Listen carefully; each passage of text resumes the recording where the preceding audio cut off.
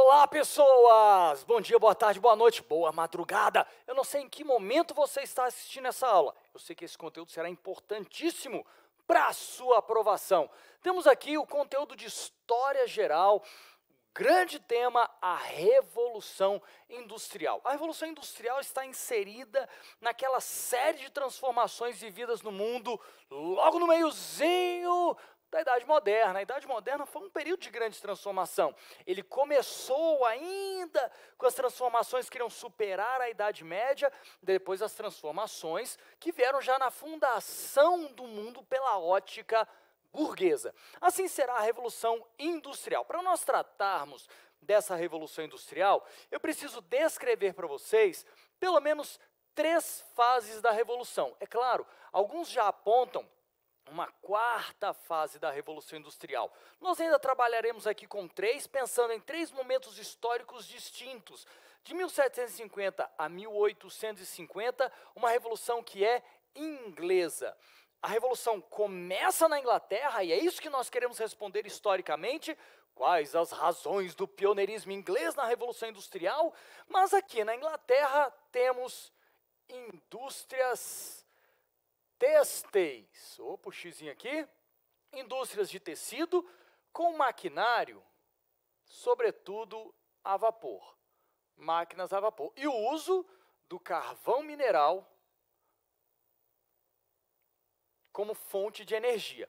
Já a segunda fase da Revolução Industrial, ela se espalha pelos países da Europa. Inclusive, a Alemanha vai entrar com força total nesse desenvolvimento industrial, causando inclusive entraves com a Inglaterra.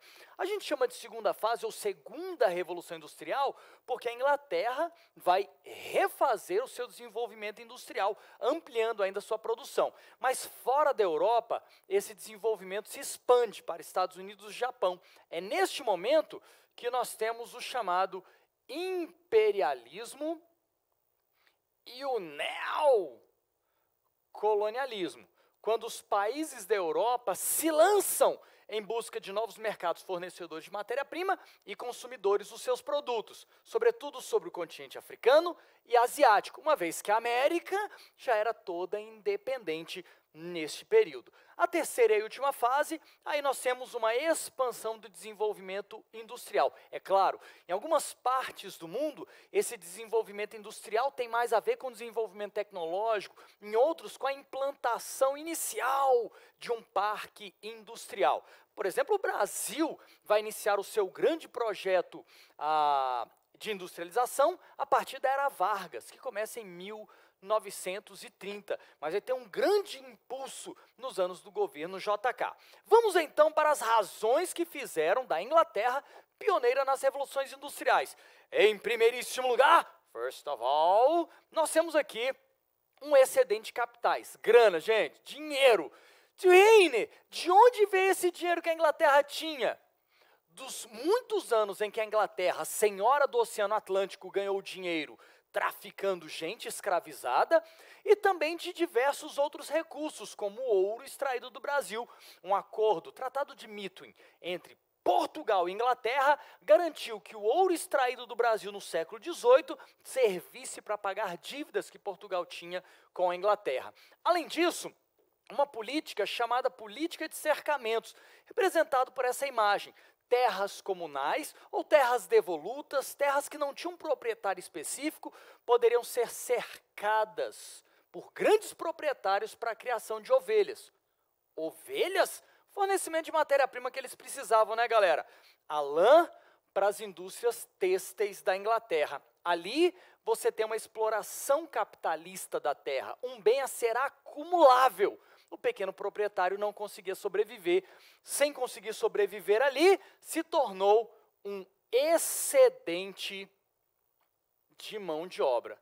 Essa mão de obra barata disponível, sem estudo e que nem precisava de qualificação. Esse menino vai inchar as grandes cidades, formando assim uma nova classe. O proletariado, esses trabalhadores urbanos da Inglaterra, em grande medida, em altos níveis de exploração. Meninos de 14, 15 anos trabalhavam 8 a 10 horas por dia. Homens adultos, até 14 horas diárias, sendo que mulheres e crianças recebiam menos do que os adultos no trabalho. Por fim, mais 2 elementos. A Inglaterra tinha a energia e a infraestrutura necessária. Pelas inúmeras jazidas que forneciam a energia, o carvão mineral era a fonte energética da primeira Revolução Industrial, diferente da segunda, que era já o petróleo. Então a Inglaterra tinha a energia necessária e as ferrovias auxiliavam o escoamento da produção, tanto das minas para as fábricas, quanto a produção fabril para os portos, de onde esses produtos, ou de onde eles saíam sendo levados para todo o comércio mundial. Agora, tem um último elemento que eu acho muito significativo, galera. A Inglaterra foi pioneira também em botar a burguesia no poder. As revoluções inglesas são 2, a Revolução Puritana e a Gloriosa. Na Revolução Puritana, em 1649, vamos botar a data aqui, o rei Charles I, o Carlos Stuart I da Inglaterra, foi decapitado. E Oliver Cromwell assume o comando, formando a única fase da Inglaterra republicana. Bom, a monarquia parecia ter acabado, mas tornou-se uma ditadura nas mãos do Lorde Protetor da Inglaterra. Inclusive que com os atos de navegação, Oliver Cromwell deu um grande incentivo às navegações inglesas, mas ainda não foi suficiente. Resultado, nós temos um retorno da monarquia que vai chegar ao fim, não pela dissolução monárquica, mas pela criação do parlamentarismo britânico, como ele é até hoje, uma monarquia parlamentar, com a criação do Bill of Rights, a Declaração dos Direitos em 1680. A partir de lá, desde o final do século XVII, na Inglaterra, o rei reina, mas não governa. O governo está nas mãos do parlamento. Naquela época, era a burguesia. A burguesia? Sim!